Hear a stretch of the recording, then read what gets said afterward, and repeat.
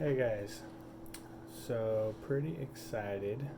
We met with a guy about solar panels and weighed the pros and cons, the cost, what we could afford versus what we needed, and the potential overrun, which can be profitable by making more than you use. You can get a refund back from the utility company, or at least ours.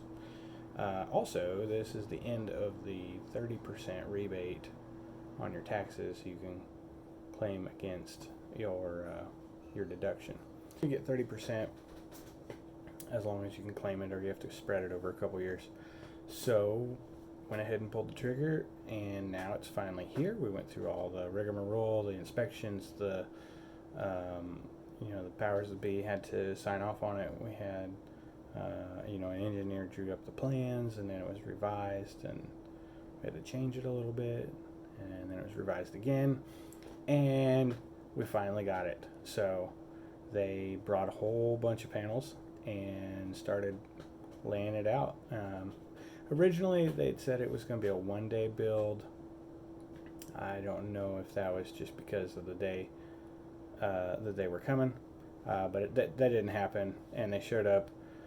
I think they were also short some people on the crew, but life happens.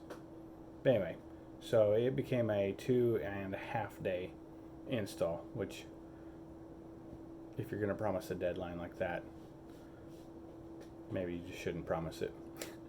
I don't know. Anyway, but they're on, and the guys are really nice. Did a good job. I assume. I mean, I saw the printout. They checked everything. So we still have to have another inspection.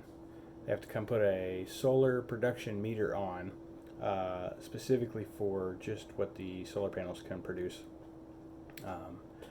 My energy company has to have another meter, so we'll have our regular meter that does the everyday, what we draw from the grid, and then they have to have another one that specifically states what was produced.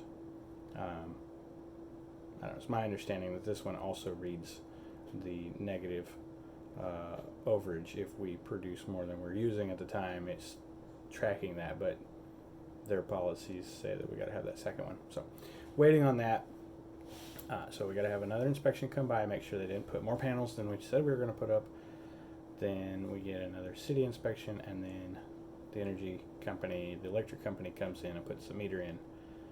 And at that point, all the check boxes have been checked, and I will get a call saying, go turn it on, and I'll start producing electricity.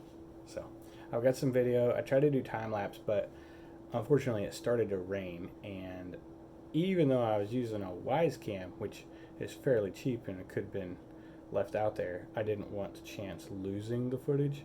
I wasn't really worried about the camera. It's cheap enough I could replace it, but I wanted the footage, which was the goal. And if I had thought ahead, I could have put like a Ziploc baggie over the camera, and contrary to belief,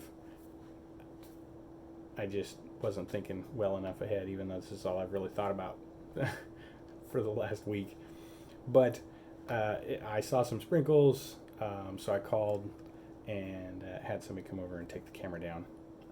So you'll see it in the footage. The panels just kind of start flying up there, and then all of a sudden there's nothing, and it's the end. So sorry. I really wanted to see better footage, but that's the way it worked. Anyway, so here it is, and I will update you more once we get everything in place and we start producing electricity.